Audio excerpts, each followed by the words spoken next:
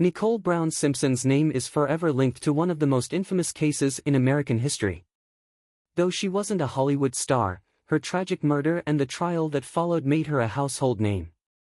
But beyond the headlines, Nicole was a daughter, a sister, a mother, someone with dreams, passions, and a life of her own before it was all cut short.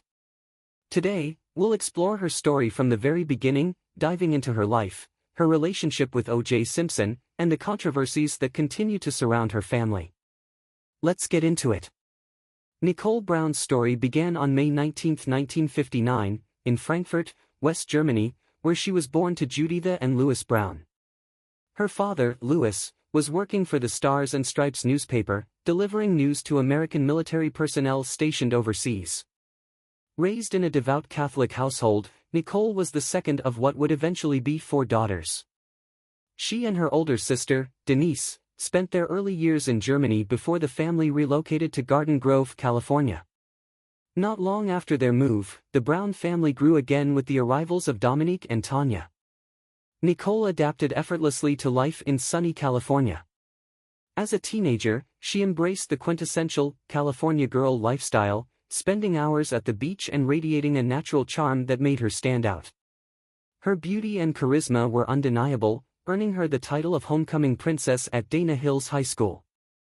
From a young age, Nicole was deeply involved in extracurricular activities, particularly dance. She and her sister Dominique performed together in tap, ballet, and even Hawaiian dance, often wearing costumes lovingly made by their mother. The Brown sisters shared many milestones, having their tonsils removed at the same time, taking their first communion together, and growing up side by side. The family fondly recalled how Nicole, with her white veil on, looked like a young bride at her communion ceremony. However, beneath her graceful exterior, she was also a perfectionist, working tirelessly to master every dance routine. Her dedication extended beyond the arts. She was an exceptionally bright student who skipped the 4th grade and was placed in a gifted program.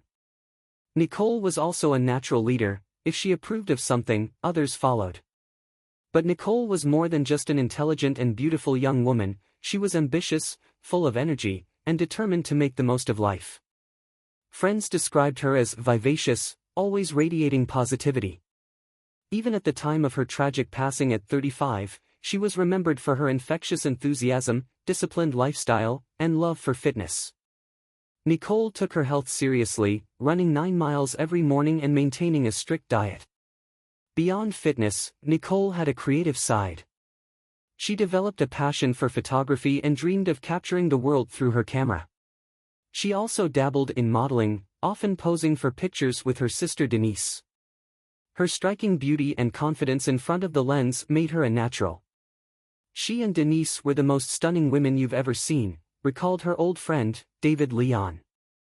After high school, she wanted to be a photographer like me. She had an eye for it. Her high school teacher, Bill Prestridge, also remembered her as an upbeat, enthusiastic student, always smiling and eager to embrace new opportunities. Before stepping into the high-profile world that would later define her life, Nicole had a short-lived job at a clothing boutique, lasting only 2 weeks. Soon after, she took a position at the Daisy, an exclusive Beverly Hills nightclub frequented by celebrities and elite socialites. Nicole Brown's life took a dramatic turn in 1977 when, at just 18 years old and working as a waitress at the Daisy, an exclusive Beverly Hills nightclub, she caught the attention of O.J. Simpson. At the time, Simpson was a celebrated football star, nearly 12 years her senior, and still married to his first wife, Marguerite. To complicate matters further, Marguerite was pregnant with their daughter when he met Nicole. Despite these circumstances, the chemistry between Nicole and Simpson was undeniable. By March 1979, Simpson's marriage had ended in divorce, allowing his relationship with Nicole to flourish. In February 1985, after years of dating, Nicole and Simpson exchanged vows in a lavish ceremony at his sprawling Brentwood estate. It was the beginning of a marriage that, from the outside, appeared glamorous but would soon prove to be anything but. Nicole fully embraced her new role as Nicole Brown Simpson, devoting herself to her husband and their growing family. Their first child, Sydney, was born later that year, followed by their son, Justin, in 1987. A hands-on mother, Nicole refused to rely on nannies, personally involving herself in her children's activities, whether it was taking them to dance and karate lessons or organizing family gatherings.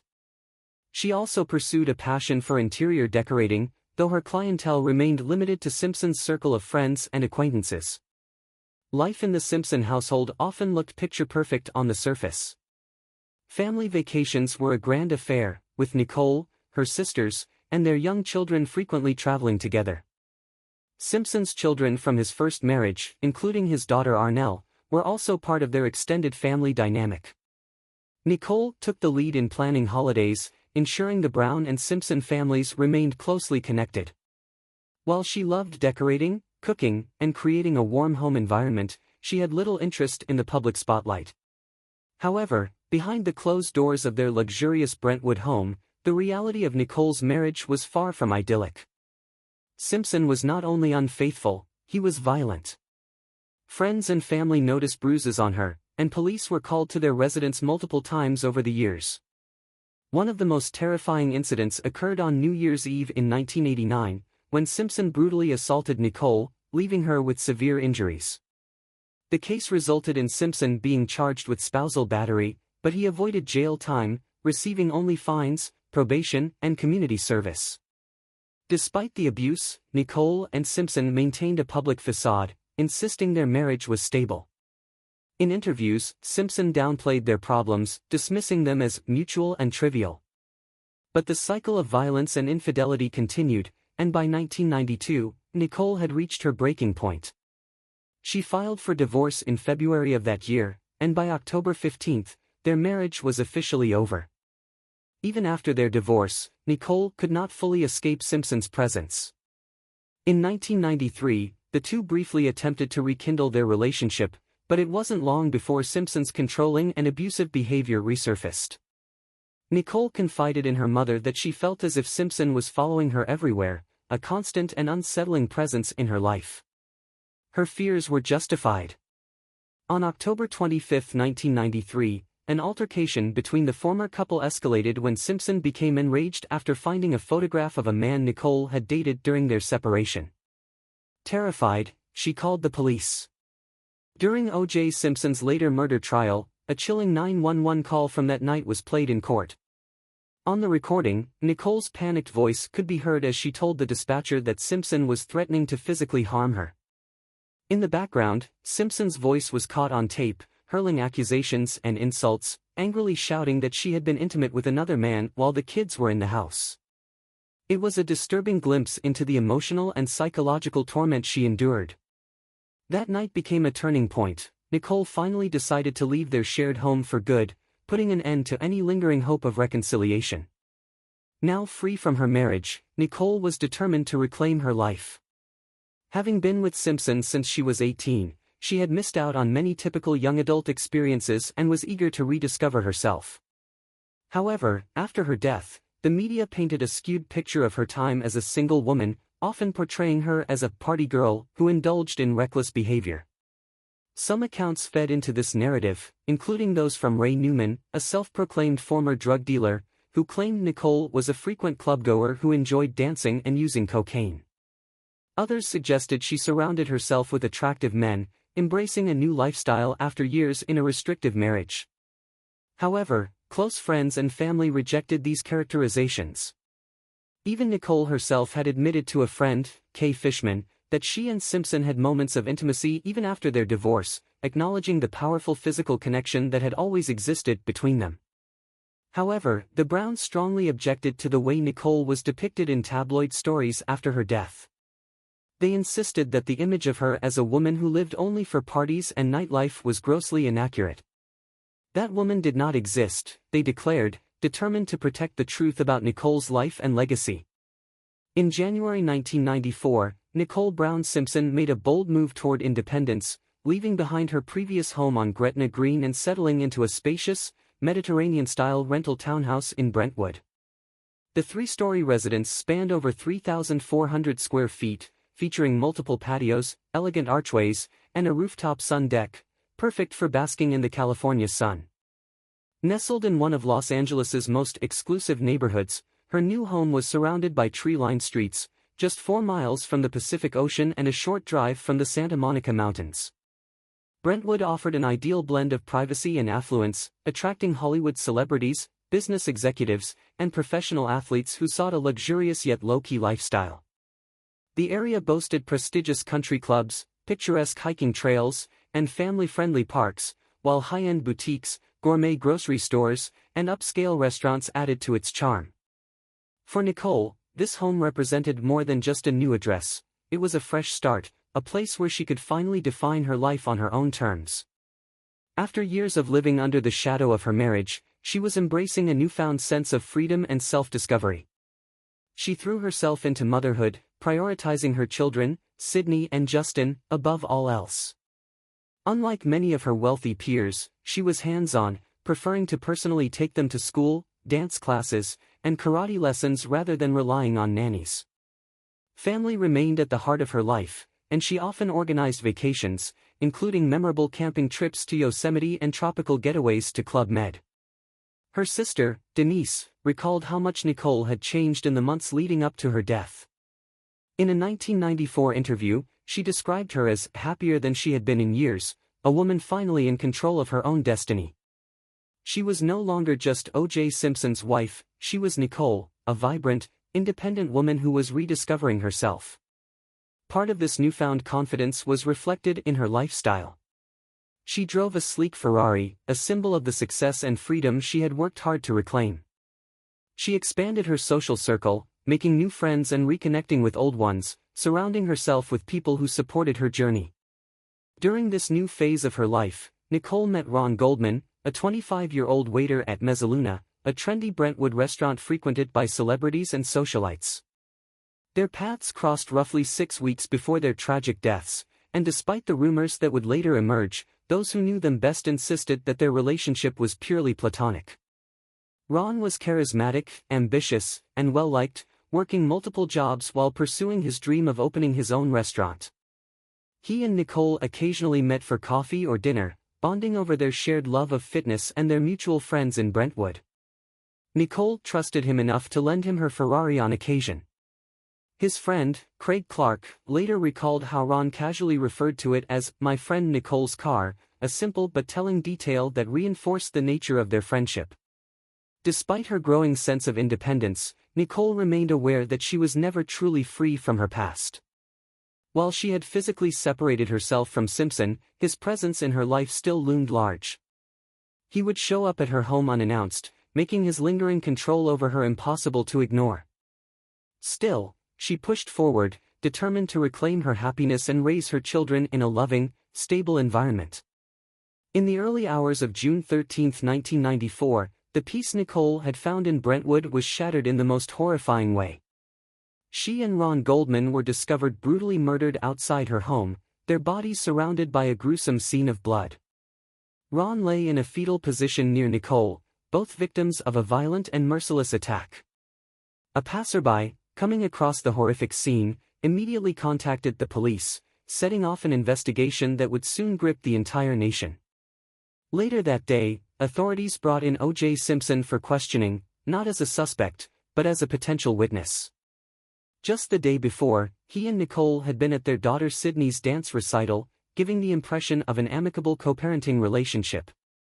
After speaking with police, Simpson was allowed to leave, but investigators quickly began to focus on him as their primary suspect. What followed became one of the most sensationalized criminal cases in American history. The nation was soon consumed by an unprecedented media spectacle. The investigation escalated dramatically on June 17, when Simpson, rather than surrendering to authorities, led police on a now infamous low-speed chase through Los Angeles in a white Ford Bronco. Broadcast live on national television, the pursuit captivated millions of viewers, with news helicopters tracking the vehicle as it made its way down the freeway. The surreal scene, Simpson in the back seat, holding a gun to his head, while his friend and former teammate Al Cowlings drove, marked the beginning of what would be called the trial of the century. Over the next 8 months, the world watched as Simpson stood trial for the murders of Nicole Brown Simpson and Ron Goldman. The courtroom proceedings were explosive, touching on issues of race, celebrity, domestic violence, and the American justice system. With a defense team that included renowned attorneys Johnny Cochran, Robert Shapiro, and F. Lee Bailey, Simpson's legal team painted the case as one of racial injustice, accusing the Los Angeles Police Department of misconduct and corruption. The prosecution, led by Marcia Clark and Christopher Darden, presented a mountain of evidence, including blood samples, DNA analysis, and the now infamous leather gloves, one of which, when tried on by Simpson in court, appeared too small, leading to Cochran's memorable defense line, "If it doesn't fit, you must acquit." On October 3, 1995, after months of testimony and only 4 hours of jury deliberation, Simpson was acquitted of all charges.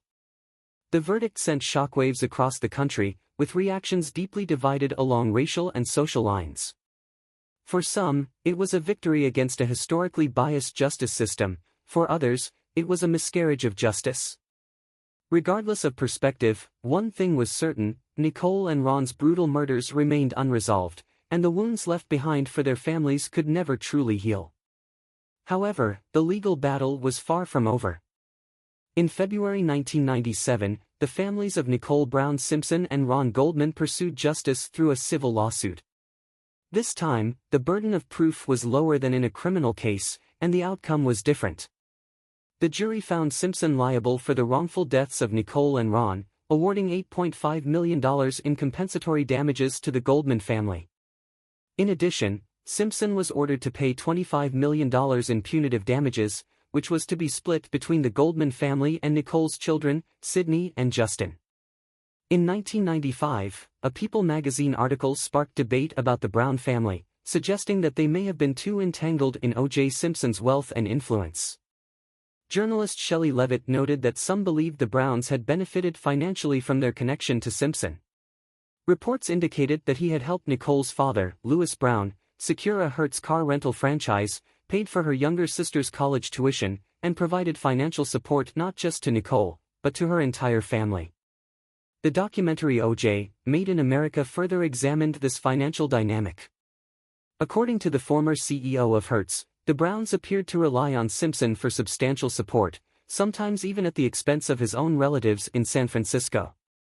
Beyond securing a dealership for Nicole's father, Simpson also routed all his travel bookings through Nicole's mother, who worked as a travel agent, ensuring she profited from his frequent trips.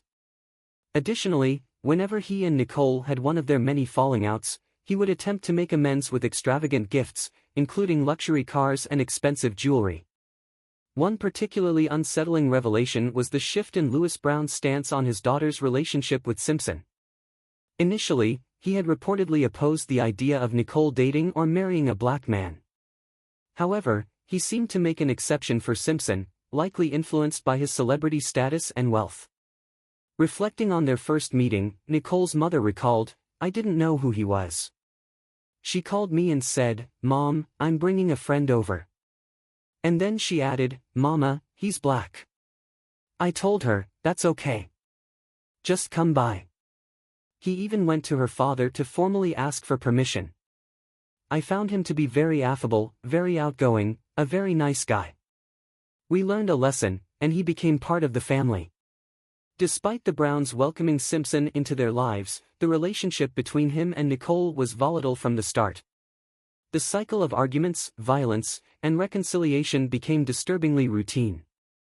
Even when the Simpson family witnessed these outbursts, O.J. would deflect blame onto Nicole, claiming she was the instigator. Over time, the Browns became desensitized to the tension, dismissing the constant fights as typical marital struggles. His explanation was always the same: "I've been gone all week, and I want 100% of her attention when I'm home," one family member recalled. "That would make her really tense." They argued, but every couple argues. "She did tell me he had a bad temper, which we knew. But so did she. He was insanely jealous." Simpson's possessiveness over Nicole was well known. He wanted her to look beautiful, but only for him. His jealousy frequently led to violent confrontations, the most infamous of which occurred on New Year's Eve 1989, when police found Nicole hiding outside, terrified, after Simpson allegedly threatened to kill her. He later pleaded no contest to spousal battery, but even after this alarming incident, Nicole seemed to struggle with feelings of guilt, at times implying to her mother that she bore some responsibility for their fights. In the aftermath of Nicole's murder, many questioned how the Brown family had not recognized the full extent of the abuse. With multiple police interventions, a publicized arrest, and visible bruises on Nicole, it seemed implausible that they had been unaware. One of Nicole's sisters even admitted that the family lived an hour away, making their lack of direct involvement more understandable, but to outsiders, it remained a troubling question. Even more unsettling was the revelation that Nicole had kept photographs of her injuries in a safety deposit box, seemingly as a precaution in case anything ever happened to her. Beyond their personal grief, the Browns faced another dilemma: Nicole's children. Despite their belief that O.J. was responsible for her death, the issue of Sydney and Justin's welfare remained a delicate one. O.J. retained parental rights, and there was a looming fear that if the Browns openly antagonized him, he might cut them off from the children entirely. Some speculated that this concern may have influenced their public stance on legal matters or even their past interactions with Simpson, choosing to maintain a fragile peace for the sake of staying close to Sydney and Justin. Gloria Allred, who represented the Brown family, fiercely denied any claims that material benefits from Simpson had clouded their judgment regarding Nicole's marriage. She argued that no amount of luxury could ever compensate for the loss of their daughter, stating that the family would have given up any financial advantages in exchange for Nicole's safety and happiness. Adding another layer to the controversy, Nicole's close friend, Faye Resnick, who was also rumored to have been romantically involved with her, claimed that the Browns may have discouraged Nicole from leaving Simpson in 1992 when she was contemplating divorce. According to Resnick, Nicole felt trapped by O.J.'s controlling nature, and at times, she struggled to break free. This suggestion remains a point of speculation, further complicating the narrative surrounding Nicole's marriage and her family's role in it. Decades later, as discussions about the case continue through documentaries, books, and dramatized portrayals like American Crime Story, the full truth about the Browns' relationship with Nicole, and their perception of her troubled marriage, remains clouded by unanswered questions. The circumstances surrounding the night Nicole Brown Simpson and Ron Goldman were murdered remain the subject of endless speculation. Despite O.J. Simpson's acquittal in criminal court, theories continue to circulate about what really happened. Years later, Simpson added to the controversy by publishing If I Did It, a book in which he hypothetically described how he might have committed the crime, an account that many saw as a thinly veiled confession. In various interviews, including one with Fox, he claimed he had gone to Nicole's home that night to confront her about alleged partying and substance use while their children slept upstairs. At one point, he suggested that he blacked out and later woke up in a pool of blood, an eerie statement that only fueled further speculation. Another lingering question revolves around Nicole's relationship with Ron Goldman.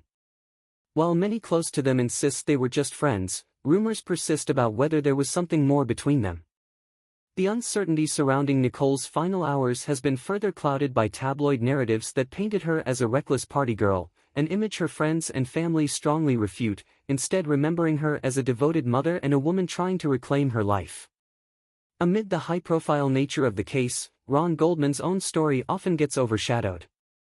At just 25 years old, he was brutally murdered simply for being in the wrong place at the wrong time.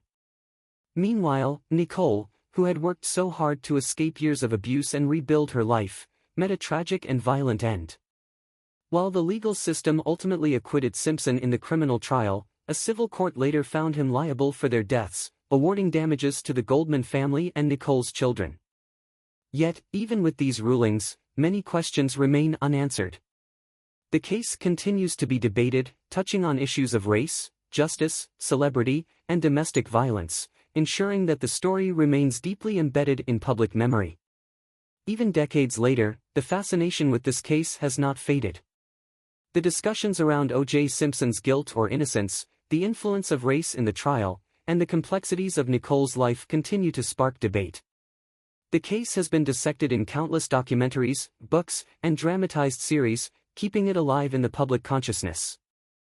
Nicole Brown Simpson's story is one of love, tragedy, and unanswered questions. While her murder remains one of the most talked about cases in history, it's important to remember that she was more than just a victim, she was a person with hopes, dreams, and a life beyond the media frenzy. What are your thoughts on the case, the trial, and the ongoing discussions about her family's involvement? Let me know in the comments below. If you enjoyed this deep dive, don't forget to like, subscribe, and turn on notifications for more true crime and celebrity history content. Thanks for watching, and I'll see you in the next one.